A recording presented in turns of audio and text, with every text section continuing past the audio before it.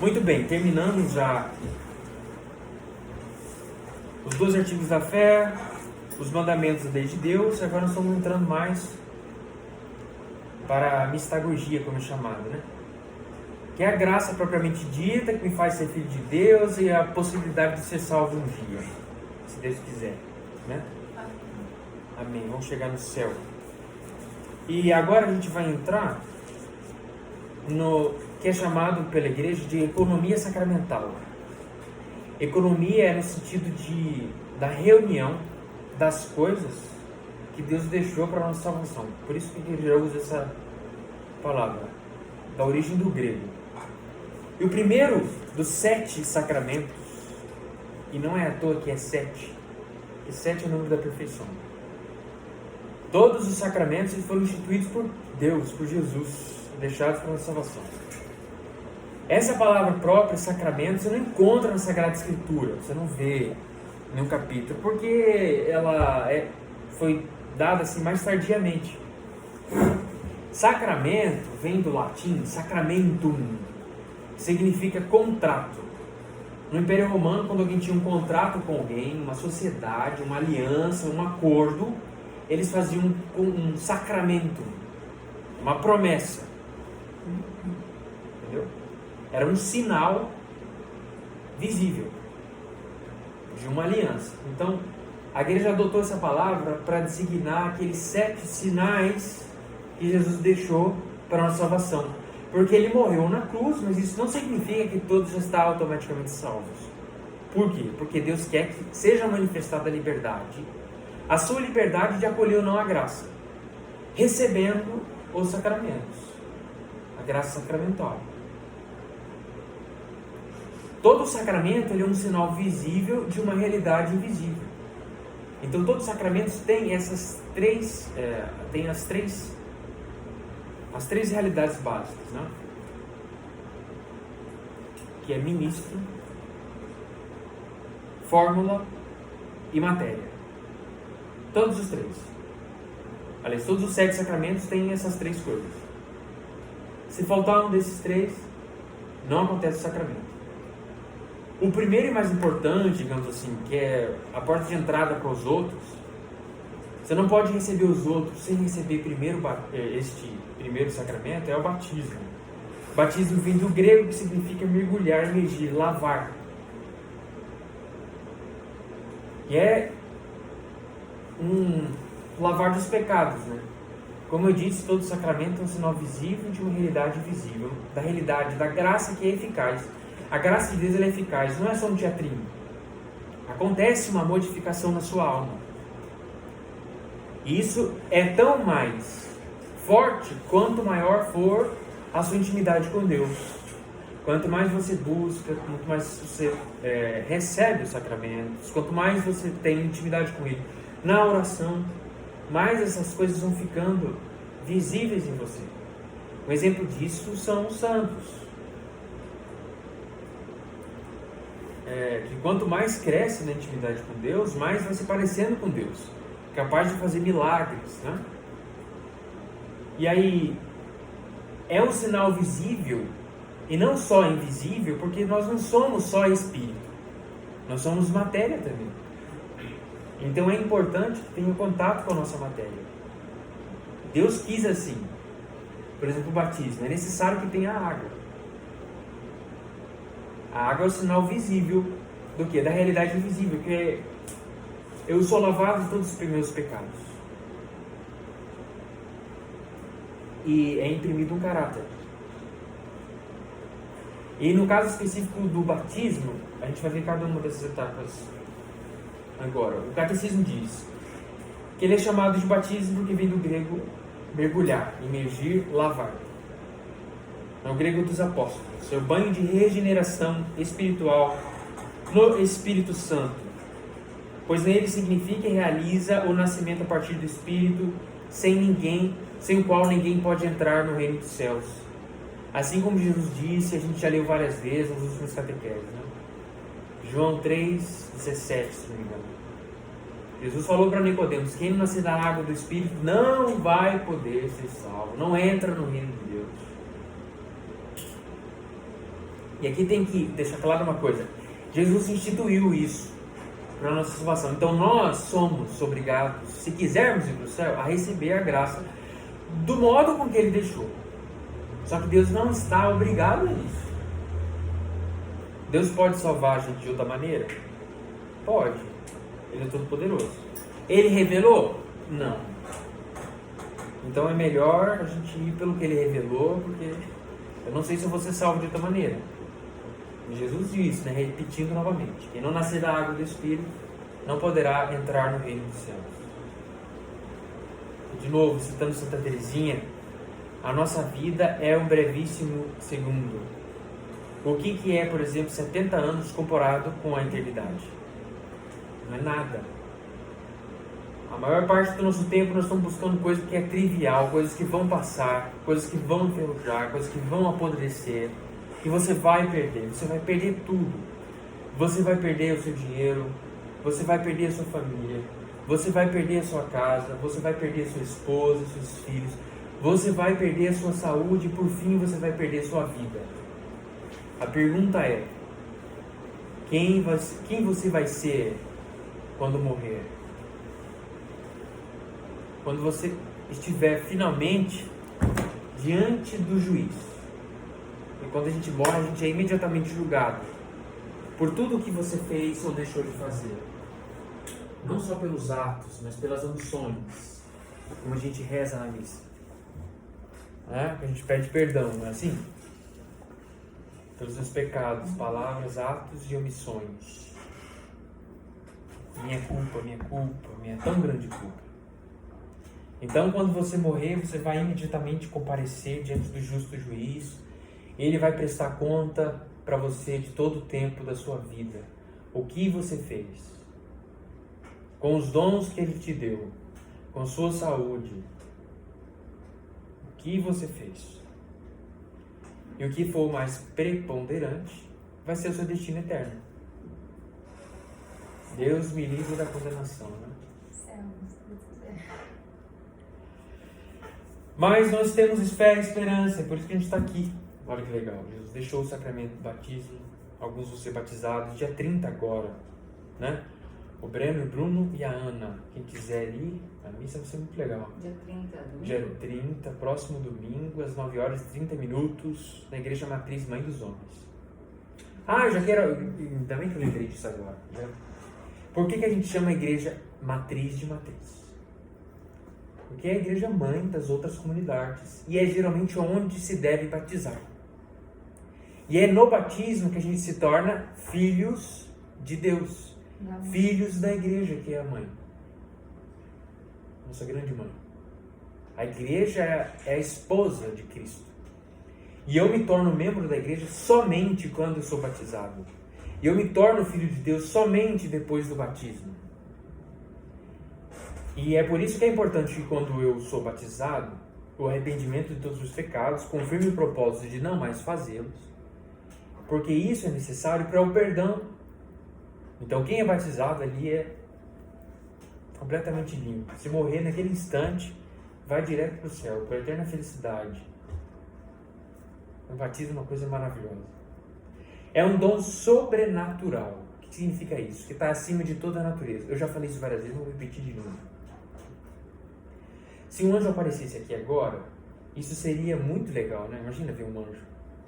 Com toda a glória e esplendor dele. Quando você lê nas Sagradas Escrituras, as pessoas que...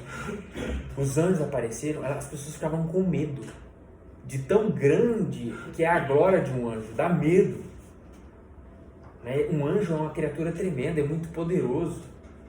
Um só anjo é capaz de destruir todo o universo com o estalar de dedo. É claro que ele não vai fazer isso. Ou porque ele não quer, ou porque Deus não permite. Mas ele tem poder para isso. E o anjo também é uma criatura muito astuta, de uma inteligência que não tem comparação. O menor dos anjos, quem lembra da catequese da hierarquia dos anjos, né? Existe uma hierarquia, eles estão submetidos uns aos outros, como se fosse um exército. É o exército de Deus. Né? A gente reza isso na missa, a tradução está muito errada, não tem nada a ver. A gente reza: Santo, Santo, Santo, Senhor Deus do Universo. O céu e a terra proclamam a vossa glória, hosana nas alturas. Bendito que vem em nome do Senhor, hosana nas alturas. Né? Mas no original é Dominus Deus Sabaoth. Senhor Deus dos exércitos dos exércitos, que não é qualquer exército dele. É o melhor exército que tem, que são os anjos. São os mais poderosos, os mais inteligentes, os mais capazes de qualquer coisa. Então, nessa aquela escritura, toda vez que eu envia um anjo, era uma coisa extraordinária. Se um anjo aparecesse aqui pra gente, a gente também ia ficar com temor.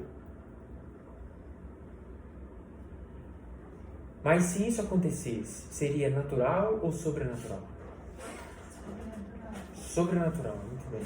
Raquel lembrou. Desculpa, está errado. Seria natural, porque um anjo é uma natureza. Uma natureza criada por Deus. Agora, o que Deus faz na alma de quem é batizado é sobrenatural, porque está acima da natureza.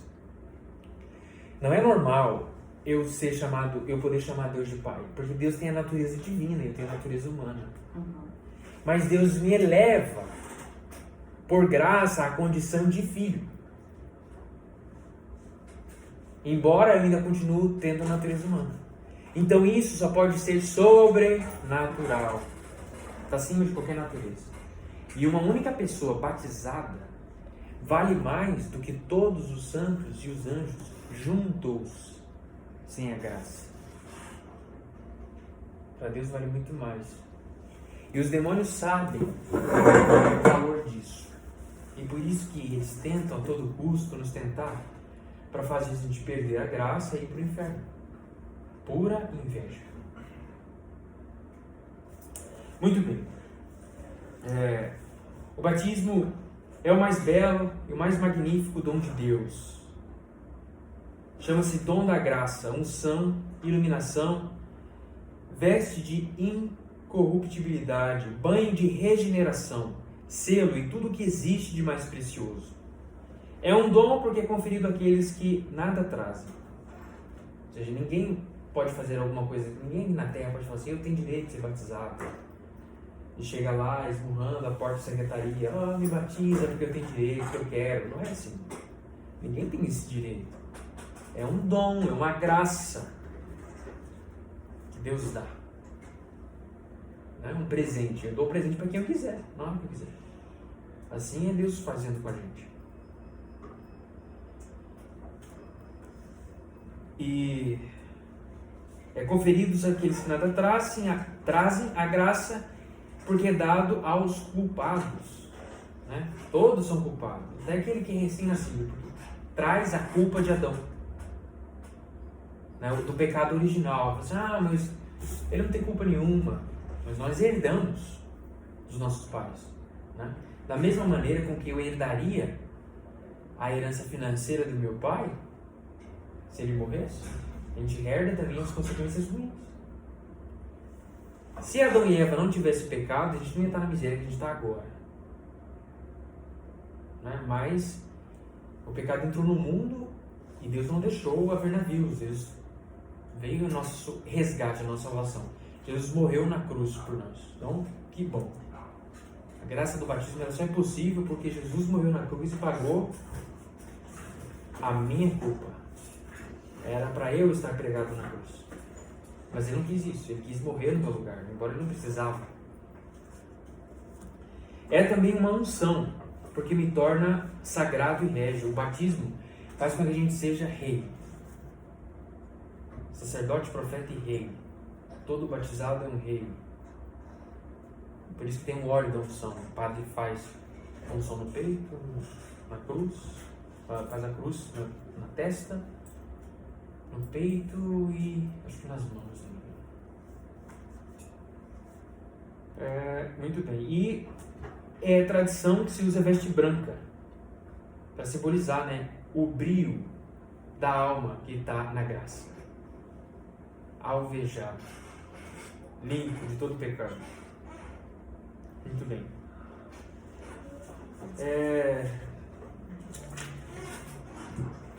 O batismo, ele tem esse sinal da água, assim como o povo de Deus atravessou o Mar Vermelho a enxuto e ficou livre da escravidão do faraó sem o batismo.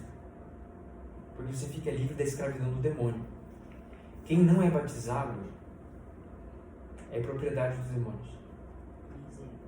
É triste isso, né? Mas é a doutrina da igreja.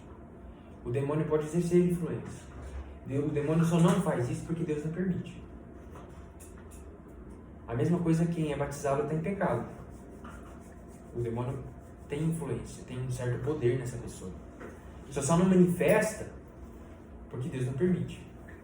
Um não batizado, Santa Teresa d'Ávila dizia, você pode esperar, o não batizado ou quem está em pecado mortal, você pode esperar qualquer coisa dessa pessoa, a coisa mais horrível, mais grave, menos que ela faça uma bondade. É de admirar que uma pessoa que não é batizada ou que está em pecado faça algo que seja bom. Porque quem está em pecado tem um estado de ódio contra o Criador, que é o sumo bem.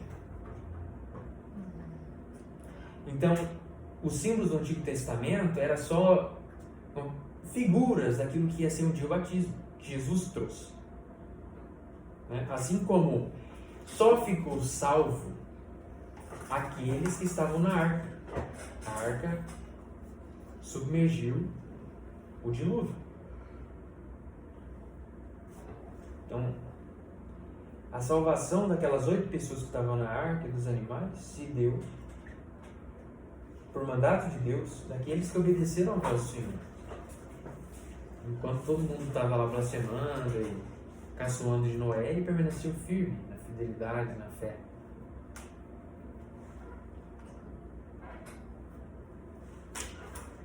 O batismo na igreja. A partir do dia de Pentecostes, a igreja celebrou e administrou o Santo Batismo. Com efeito, São Pedro declara à multidão impressionada com sua pregação: arrependei-vos, e cada um de vós será batizado em nome de Jesus Cristo para a remissão dos vossos pecados. Então, o sacramento do batismo ele tem a eficácia de me perdoar, de me lavar dos meus pecados e me conceder a herança de Jesus. A segunda pessoa da Santíssima Trindade é o Filho de Deus. E quando eu sou batizado, eu me torno herdeiro de tudo aquilo que ele é herdeiro. Isso não é pouca coisa. O batismo está ligado sempre à fé. Crer no Senhor e será salvo tu e tua casa, declara São Paulo. E como a gente vai ler daqui um pouco. Segundo o santo apóstolo São Paulo, pelo batismo o crente comunga na morte de Cristo e é sepultado e ressuscita com ele. Batizados com Cristo Jesus, em sua morte que fomos limpos. Portanto, pelo batismo somos sepultados com ele na morte, para que com Cristo nós ressuscitarmos para a glória. O batismo é sempre isso, é uma morte. Que morre o homem velho para o pecado, para os vícios, para as coisas ruins e nasce para Deus e para a graça. Então o reino de Deus, o reino dos céus, ele já começa naquele que é batizado. O reino de Deus já é agora. Mas isso é para o batismo já adulto, né? Porque quando é bebezinho... Também quando é bebê. Quando é bebê, ele recebe o Espírito Santo e a graça, todo liberto do pecado original. E também ele recebe a graça, os dons do Espírito Santo e até mais. A igreja deseja, espera, desde o começo, a gente vai ver isso na Sagrada Escritura, que se batize imediatamente, o mais rápido possível, a criança. Por quê? A criança batizada, ela vai estar sob o influxo da graça, ela não vai estar sob o influxo dos demônios. Então é mais fácil que ela se converta depois, pessoalmente, que ela manifeste a fé pessoalmente. Por isso que depois o batismo é um dos motivos, não é o único, um dos motivos porque a crisma é depois. E daí vai ter a manifestação pessoal daquela criança que foi batizada. A fé é infundida, mas não é tirada da liberdade. Ela pode depois ser recusada. É mais fácil que um batizado permaneça na fé do que um não batizado. Por isso que a igreja recomenda vivamente. E porque a gente não conhece outra maneira da salvação. De novo, Jesus diz: quem não for batizado não será salvo. Então, quem está em perigo de morte, sei lá, a criança nasceu prematura, tem que chamar o padre correndo para ir lá batizar. A gente não sabe se vai viver. Por exemplo, os meus irmãos, eu tenho 2 irmãos gêmeos que morreram por imprudência médica. Morreram no parto, não deu tempo de batizar. Eles morreram sufocados por causa do cordão umbilical. Não sei, parece que ele nasceu atravessado um no outro e sufocou. Já nasceram mortos. Nasceram e morreram. Não deu tempo de batizar, mas aqueles que podem, né? Esses meus irmãos é um mistério. Eu acredito que eles estão no céu. Deus tem alguma outra maneira de salvar. Mas não é uma certeza, que Jesus não revelou, não está na Sagrada Escritura. A gente não sabe. Pode ser que sim. Então por isso que a gente corre para batizar as crianças. Essa semana, uma prima minha que está fazendo catequese em Campo Grande fez um comentário que quando a gente morre, digamos que eu estou lá no hospital, mas não deu tempo de chamar o padre e eu morri. Você tem o padre pode vir até 5 horas depois para dar... Inclusive a fórmula muda. Porque a fórmula é fulano, fala o nome da pessoa, né? Eu te batizo em nome do Pai, do Filho e do Espírito Santo também. Aí nesse caso o padre batiza assim: se vives, Maria, eu te batizo em nome do Pai, do Filho e do Espírito Santo. Porque depois de morto não adianta mais, já era. Mas a gente não sabe que tempo exatamente é a morte de uma pessoa, né? Até que ela seja declarada morta, né?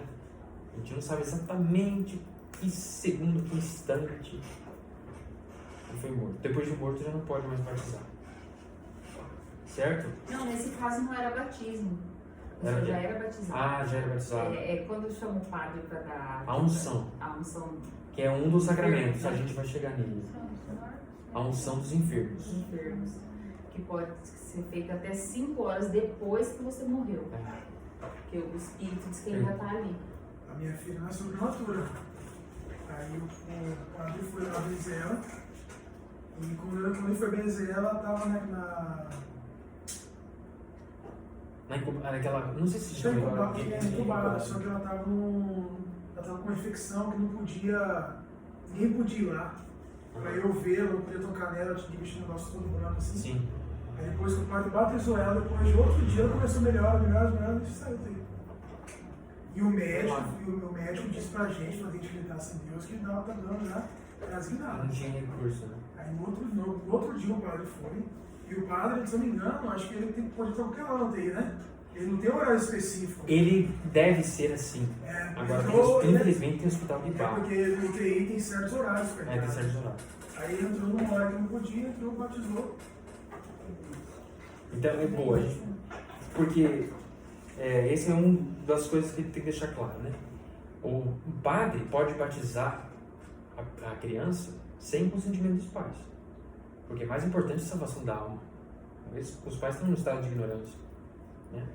E nesse caso, para batizar, pode ser a água destilada, né? O padre pode pegar um algodão e esfregar. Tem que encostar no corpo. Se tiver alguma coisa cobrindo, ou gordura, ou sei lá, qualquer coisa. Geralmente faz batismo com algodão. Esfrega o nome do Pai, do Filho e do Espírito Santo. Pronto. O Padre Antônio, às vezes, ele usa seringa com água destilada, quando ele pode. Quem foi o padre que condenou agora, o branco, amigo dele, o Alto, esqueci o nome dele, que é de São Paulo também, que era parceiro. Padre Pedro? Acho que é. É Padre Pedro. Que foi depois os padres têm que ir. Vamos lá, como é celebrado o sacramento? Então, resumidamente, e o catecismo fala de tantas coisas bonitas, mas vamos lá. O ministro. Quem que deve ser ministro? Ordinariamente é o bispo, o padre ou o diácono. Esses que devem batizar. Mas em caso de morte, qualquer pessoa pode batizar, inclusive um ateu. Em perigo de morte, qualquer pessoa pode batizar. Desde que se peça para fazer o que a igreja faz. Ele tem intenção mínima, embora ele não crê, embora ele não tenha fé. Mas minimamente ele está implícito a fé da igreja. E é pela fé da igreja que ele é salvo. Não é a fé dos pais e não é a fé da pessoa que está batizando. Isso não é necessário. E o que é necessário? Água. Não pode ser Coca-Cola, não pode ser água de coco, nada disso. Tem que ser água. Né? O ministro. Lembra que eu falei para vocês as 3 coisas, né? Tem que ter ministro, matéria e forma. No caso do batismo, ministro, o bispo, o padre ou o diácono. Ou, se não tiver nenhum deles, em perigo de morte, qualquer pessoa. Inclusive, uma coisa boa, vocês aprendam a batizar. Porque se acontecer no hospital, de ver alguém em perigo de morte, né, é bom que aquela alma seja salva, mesmo que seja inconsciente. É até um postulado, entendeu? É uma coisa que eu também queria falar com a Ana, mas hoje ela está fazendo uma prova. Para salvar as almas. Imagina o prêmio que aguarda no céu uma pessoa que batiza alguém. Salva eternamente uma alma e você vai ter um intercessor no céu, você vai ter um santo no céu, rogando por você. É muita coisa isso. E também tem que ter a fórmula, que é uma coisa muito importante. Não é qualquer palavra, você tem que dizer a fórmula trinitária, né? Tem que chamar o nome da pessoa, dar qualquer nome. Na hora, se não tem nome, eu chamar pelo nome. Sei lá, José, eu te batizo em nome do Pai, e do Filho, e do Espírito Santo. Amém. Tem que falar isso. Se não falar, não vai. O sacramento não acontece. Essa é a fórmula, é importante. Você fala, eu te batizo em nome de Jesus. Não tem batismo. Assim como faz a Igreja Assembleia de Deus. Isso que eu falo, eles falam isso, né? O batismo deles não é válido. A Igreja não reconhece, mas a Igreja reconhece, por exemplo, o batismo da Igreja Luterana, da Igreja Batista, da Igreja Presbiteriana. Que eu saiba são esses. E da Igreja Anglicana. Eu acho que da Igreja Adventista também, não tenho certeza. Porque eles batizam na fórmula trinitária. Eles falam isso que eu estou dizendo. Fulano, eu te batizo em nome do Pai, do Filho e do Espírito Santo. Amém. Pronto, ali já tem um novo cristão, membro da Igreja. Que é o corpo místico de Cristo.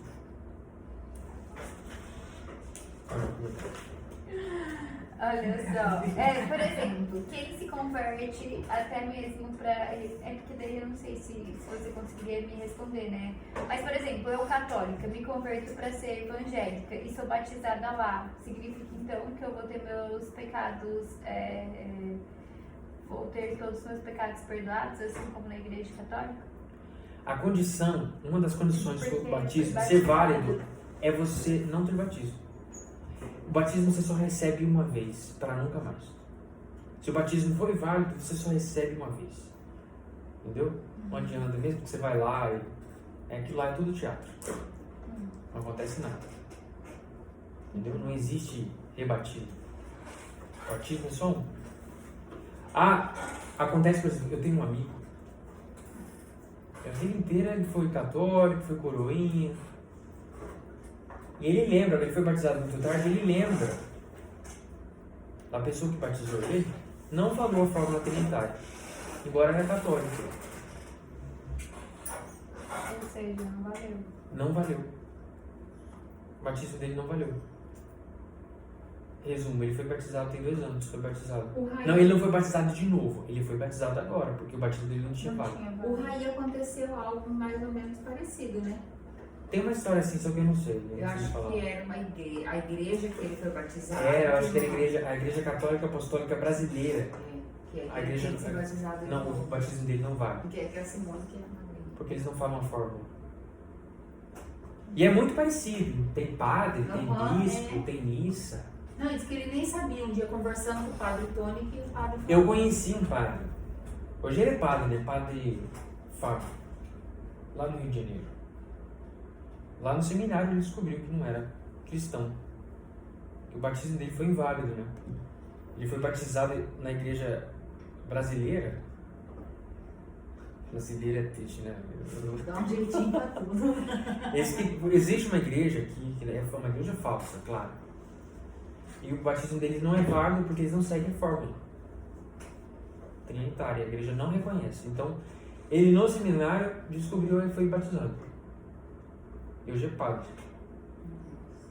Mas olha só, pode, por exemplo, uma pessoa que é batizada na igreja evangélica chegar hoje, ela se converter para a religião católica e falar, eu quero ser batizada? Não. É possível?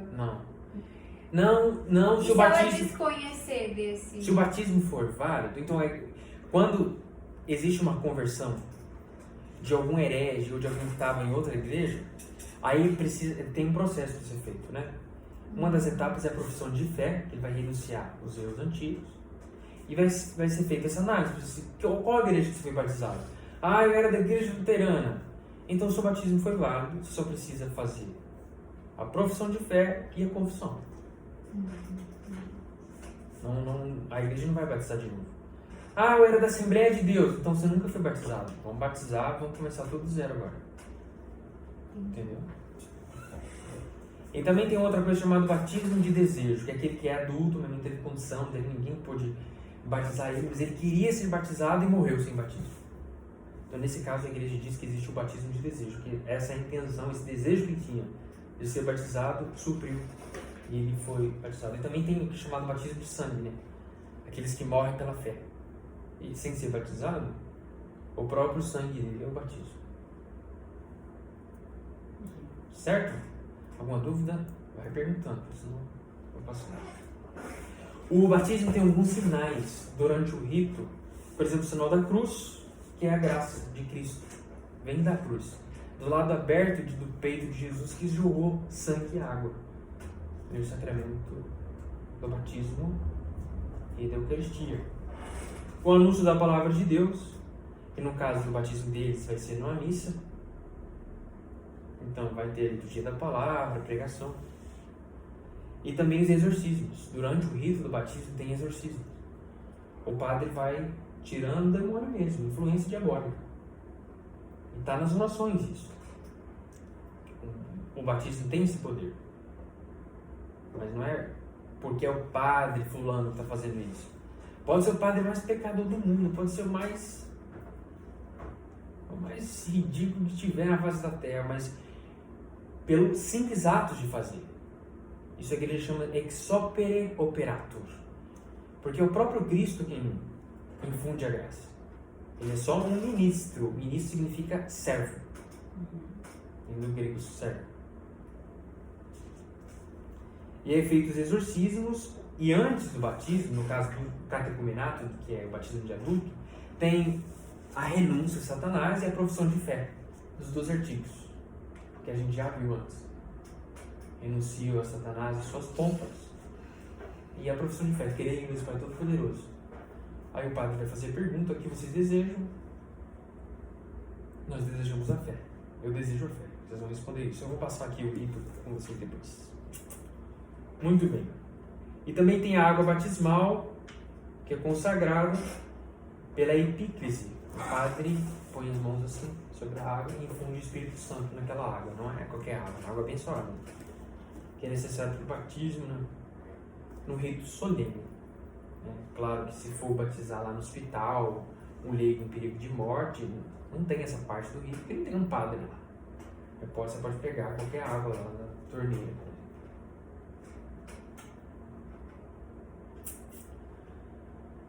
Muito bem. E também tem a unção do óleo, que o padre passa depois, né, como eu disse, porque esse óleo unge. Ungir em grego significa Christos. Por isso que a gente se diz cristão. Porque nós somos ungidos, nós nos tornamos reis. O nome de Jesus é Jesus só. Jesus Nazareno. A gente fala Jesus Cristo porque nós dizemos que ele é o ungido, o Messias. Cristo significa ungido. É por isso que no batismo tem a unção. E ali naquele momento, deixa de ser uma criatura para ser filho de Deus, portanto, sacerdote, profeta e rei. E a veste branca, que é uma tradição, um costume, para vocês dois ficam avisados, acho que eu já avisei, eu falei, para usar roupa branca no dia do batismo. É a tradição da igreja se usar branco. Toda branca? Ai, meu Deus. Se possível, tudo branco. Calça clarinha aqui assim dá também? Pode ser, pode ser.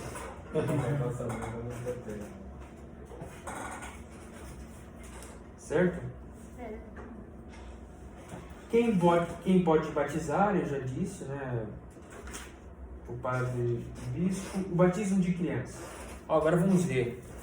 Na Sagrada Escritura, quem trouxe a Bíblia, livro dos Atos dos Apóstolos. Para quem tem dificuldade é o seguinte, ó. Eu preciso aprender. Vamos lá. Quanto Antigo mais ou novo? Novo Testamento. Como que eu faço? Se eu abrir a Bíblia no meio, eu ainda vou estar no Antigo Testamento. Geralmente eu vou cair nos Salmos ou em Isaías. Se eu abrir no meio. Isaías. Aí essa outra parte do meu lado direito, eu pego e abro de novo na metade. Ah, é parte de Mateus. Pronto. Aí eu já entro nos Evangelhos. Agora eu tô entendendo as marcações. Metade, Pessoal, metade. Entendeu? 50%, 50%. Aí começa, o Novo Testamento começa com os Evangelhos, o Evangelho de Mateus, Marcos, Lucas e João. E tomar cuidado para usar uma Bíblia católica. Essas de vocês são todas São? católica. E essa não é? Essa é. Esse segredo no. Tô vendo aí. Achou? Atos dos Apóstolos, que é depois do Evangelho de São João. Achei. Qual que é? Acho que é o. É o capítulo 16. Nossa, que bem sim. Ai, beleza. O Espírito Santo. Capítulo 16. Eu só sofro com o tamanho da letra. Do versículo 30 e seguintes. Olha só. São Paulo estava preso. E ele estava com outro discípulo, né? Outro missionário dele, que era Silas. Senhores, no versículo 30. Depois os conduziu para fora e perguntou-lhes: Senhores, o que devo fazer para me salvar? Porque São Paulo, enquanto ele estava preso, ele ia pregando o evangelho, ele ia escrevendo. A maioria dessas cartas que ele escreveu, ele estava na prisão. Aos Coríntios, aos Gálatas, ele estava preso. Ele pedia um papel, alguma coisa lá, e ia escrevendo, e mandava. Não perdia tempo, não. Ele foi apedrejado, foi insultado. Mas que ele apanhou tanto por estar pregando, porque, claro, o demônio não quer que ninguém se salve. Então, como o demônio age em pessoas que não são batizadas, essas pessoas certamente influenciadas pelos demônios, atacavam São Paulo, porque os demônios sabiam quem era São Paulo. Então, mas ele não parava nunca, ele pregava sempre. Né?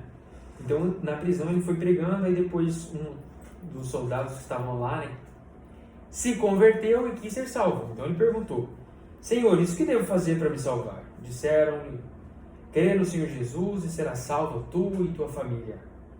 Anunciaram-lhe a palavra de Deus a ele e a todos que estavam em sua casa. A todos que estavam em sua casa, isso é importante. Então, naquela mesma hora da noite, ele cuidou deles e lavou-lhes as chagas. Batismo. Imediatamente foi batizado ele e toda a sua família. Isso compreende crianças. Então, essa coisa de batizar criança é dos apóstolos, não é a igreja que inventou recentemente. Sempre foi assim. E, por exemplo, os protestantes não aceitam o batismo de criança porque eles falam que não tem consciência do que está recebendo, então, portanto, não tem. O batismo é válido. Mas isso não é uma condição. É como ver, São Paulo batizou a criança. É bom que esteja sobre o influxo da graça, né? Depois ela pode decidir ou não se vai querer seguir a Deus. Mas se estiver batizado vai ser mais fácil. Certo? Alguma dúvida? Muito. A graça do batismo. O que o batismo faz? Pelo batismo todos os pecados são perdoados. O pecado original e os pecados pessoais. Bem como todas as penas do pecado. Não é só o pecado, porque é o seguinte: o pecado deixa pena, deixa consequência. Quanto mais você peca, mais propenso ao pecado você fica.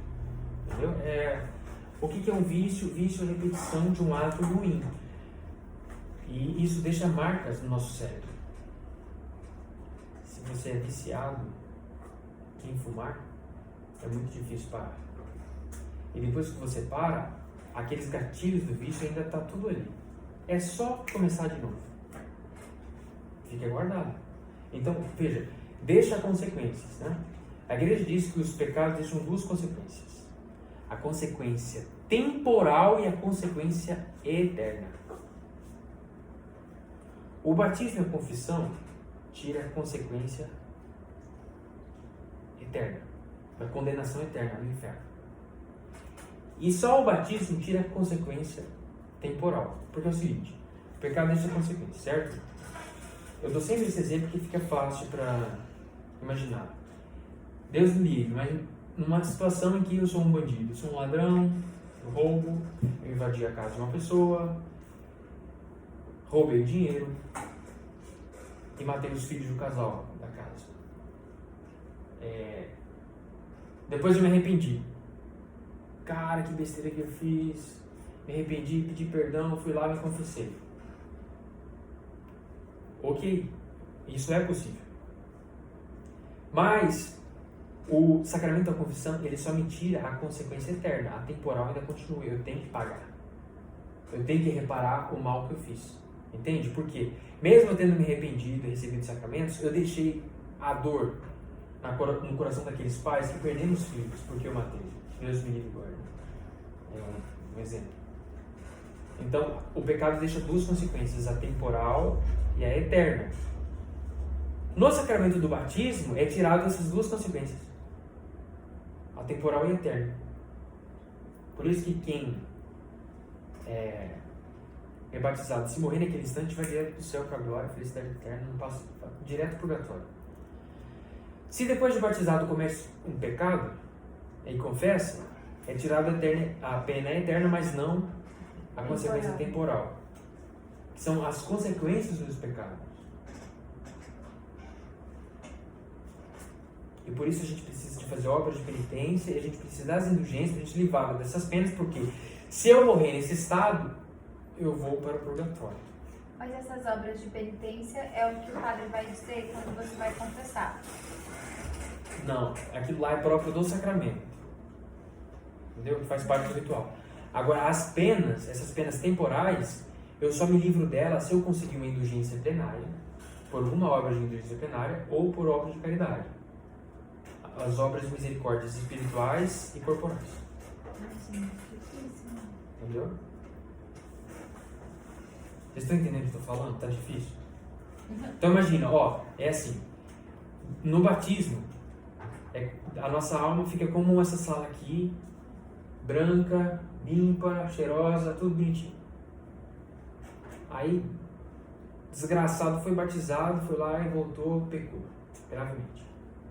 O que acontece? Ele traz para dentro dessa sala como se fossem os animais, as fezes começam a defecar e sujar tudo e fica nojento. A sua alma fica nojenta.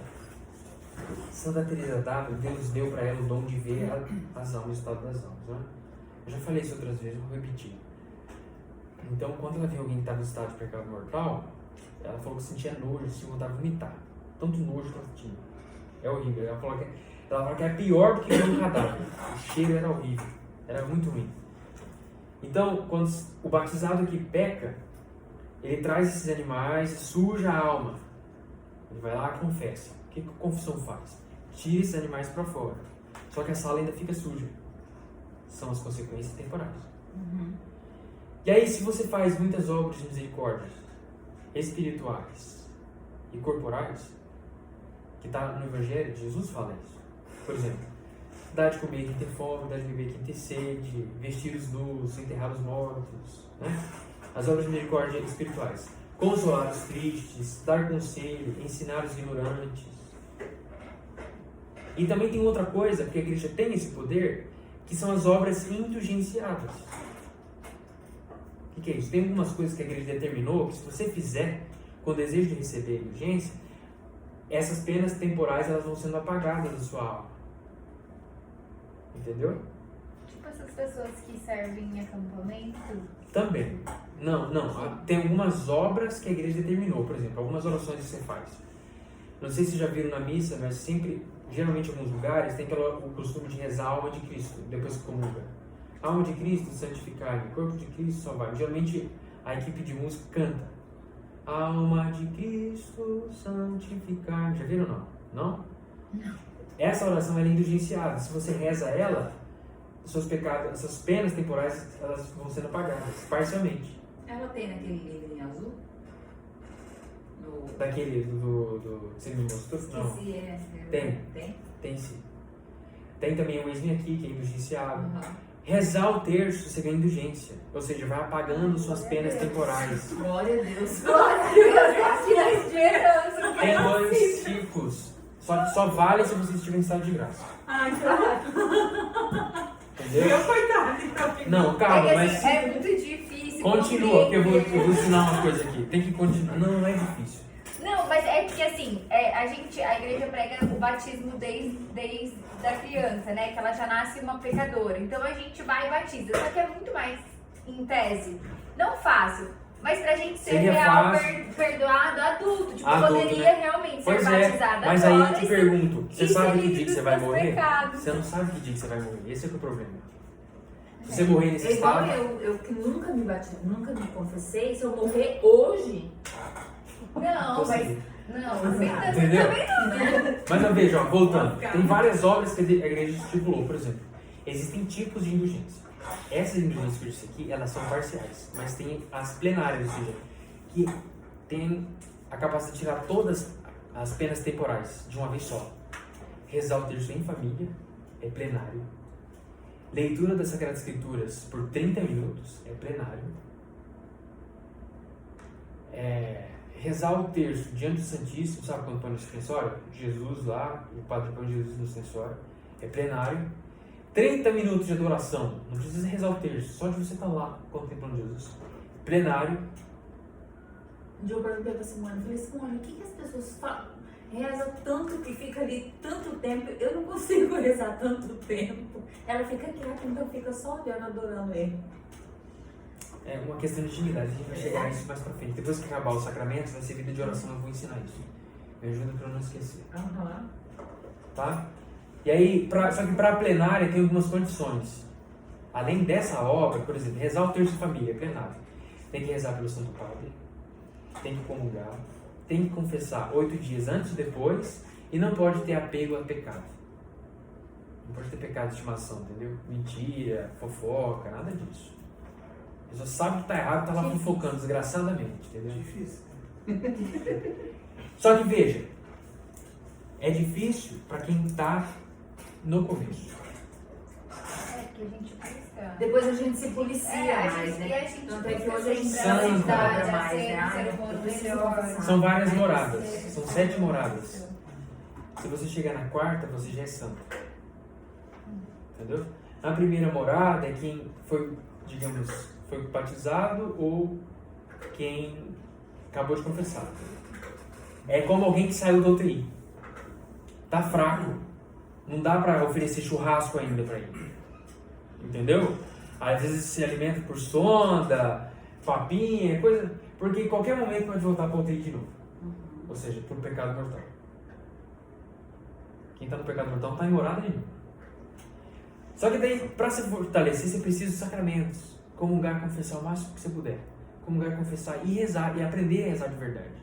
A gente vai aprender isso depois. Se você se determina a isso, você entra na segunda morada. Aí você fica mais forte, mais robusto. Você não fica mais tão propenso ao pecado igual você estava antes. O Espírito Santo está mais firme em você. Você está mais unido com Cristo. Consciência pesa. Entende? E depois você luta, vai continuando na sua vida de oração, penitência, aí você entra na terceira morada. E daí o pecado tem menos influência ainda em você. Aí você está lutando contra as imperfeições, já não luta mais contra os pecados. Você vai sumindo. Deus vai te dando força para você não pecar. Porque você por você mesmo você é capaz de fazer besteira. Sem graça nós não somos nada. Certo? Eu já estou finalizando, faltam 10 minutos. Para terminar, a graça do batismo, perdendo todos os pecados. Certo? Ah, tá. E antes que eu me esqueça, estou em pecado grave, Deus me livre. Eu tenho que confessar o mais rápido possível. Né? Mas isso não quer dizer que eu tenho que parar de fazer obras boas, de caridade. Porque, embora para quem tem pecado não tem mérito nenhum, não vale. Mas é que fica suspenso. Como assim? Existe uma doutrina da igreja chamada doutrina da reminiscência. Então, se você fez uma obra de caridade, sei lá, você ajudou alguém, você deu uma esmola para um mendigo, ou você ajudou a sua sogra, que é uma cobra em pessoa. Não sei, eu estou dando um exemplo. É só um exemplo. Você fez uma obra de caridade. Faça o bem sem ver a quem. Sim. Só que você estava em pecado, então não tem mérito para o céu, não vale nada. Você está em inimizade com Deus. Só que o que diz a doutrina de reminiscência? Quando você for batizado ou quando você se confessar, aquele mérito, na hora que o padre der a absolvição ou quando você receber o batismo, vem para você. Ai, glória a Deus. Ele fica como que suspenso. Então, não é desculpa. Fica guardado na nuvem. Entendeu? Tipo isso. Certo? Certo. Aí, Outra coisa que aí ajuda é muito, outra Santa coisa. Teresa, os sacramentais. Eles também dão indulgência, entendeu? Água benta. Mesmo para quem está em estado de graça, é bom porque diminui a influência diabólica ou qualquer... Porque tem várias manifestações do poder do diabo, entendeu? A tentação é o que ele mais forte, o que ele mais deseja. Mas tem outros tipos. Por exemplo, quem tem pecado pode ter a possessão. Que é aquela coisa, exorcismo, aquela coisa, é mais raro. Mas tem outros fenômenos, por exemplo, a vexação. Um exemplo de vexação. Uma vez, Guido Schaeffer, que era médico, brasileiro, surfista, aquela história lá do Rio de Janeiro, santo, em processo de canonização. Ele já tinha passado, ele teve uma vida muito doida. Todos os pecados dos mandamentos, se pensar, ele cometeu. Ele teve experiência com Cristo e se converteu mesmo de verdade, só subiu na santidade. E ele, médico, no atendimento, que ele era clínico geral, ele pegava todo tipo de... Clínico geral é a entrada, né? Uhum. E aí chega um sujeito lá, muito mal, saúde, corpo ruim demais, e pediu atendimento. Aí o Guido, como ele já tinha muita intimidade, Jesus falava as coisas para ele direto. Entendeu? Aí ele falou para ele, aí o Guido respondeu, falou assim, olha, você não precisa de médico, você precisa de confissão. Aí o sujeito lá falou assim, eu não tenho pecado. E aí Jesus começou a revelar para o Guido os pecados dele, ele foi falando em voz alta para todo mundo ouvir. Você fez isso tantas vezes. O cara regalou os olhos assim, foi lá e se confessou, e o mal que ele estava sentindo, a doença que ele tinha, na hora da dissolução subiu. Acho que tem uma série disso aí também. Né? Tem, o que não era exatamente uma doença, era uma vexação. Era uma influência diabólica. Os demônios podem fazer isso com quem está em pecado. Certo? Ele curou. O padre deu dissolução, curou, foi embora, tchau, amém, aleluia, vamos embora. Isso é a vexação. E tem outras coisas também, a obsessão. Que é quando, por exemplo, o demônio, para tirar a paz da pessoa, para fazer ela entrar em desespero, faz lá, tem manifestações, a luz apaga, a janela fecha sozinho. Né? Isso acontecia muito com São João Maria Vianney. Ele já é muito santo, e o demônio não conseguia fazer ele tentar ir para ele pecar. Ele já estava no estágio de santidade, a fé dele já estava robusta. E aí, a confiança do santo é maravilhosa. O demônio fazia várias coisas dessas para atormentar. E o maior triunfo do demônio é causar um desespero, que daí você comete as besteiras, pode até se matar. Aí um dia, ele rezando, o demônio incendiou o quarto dele. Começou a pegar fogo. E aí o povo lá, acorde, tá pegando fogo, o padre vai morrer, tem fumaça. Aí o povo foi lá no quarto dele, né, que ficava perto da sacristia, ele morava do lado da sacristia. Ele tranquilo, pegando fogo, caindo tudo. O padre Vianney, tranquilo, impassível, como se não tivesse acontecendo nada. Pegou o breviário dele com a maior calma, se retirou e saiu. Aí o povo perguntou, padre, tá pegando fogo aqui. Eles viram que era uma coisa diabólica, ele tinha uns barulhos, umas coisas, né? E o senhor não faz nada, você fica calmo desse jeito aí. Aí ele falou assim, não, meu filho, não se preocupe. Porque o demônio, ele não conseguiu pegar o passarinho, então ele incendiou a gaiola. Ele tranquilo e calmo, porque o santo confia em Deus. Não tem que temer. São Padre Pio, por exemplo, o demônio aparecia para ele constantemente. O demônio aparecia e batia nele. Batia nele, ele ficava todo roxo, a noite inteira ele apanhava. Deus deixava isso acontecer para São Padre Pio não cair na soberba, no orgulho, na vaidade. Porque São Padre Pio fazia muitos milagres. Muito, ele curava muita gente. Gente, ressuscitar uma pessoa. Um cara, um médico ateu, ele não acreditava em Deus. Ele viu, ele testou, porque ele viu a pessoa morta. São Padre Pio rezou, fez uma oração, pediu ao Nosso Senhor voltar à vida e a criança voltou à vida. Então não é qualquer santo que faz isso.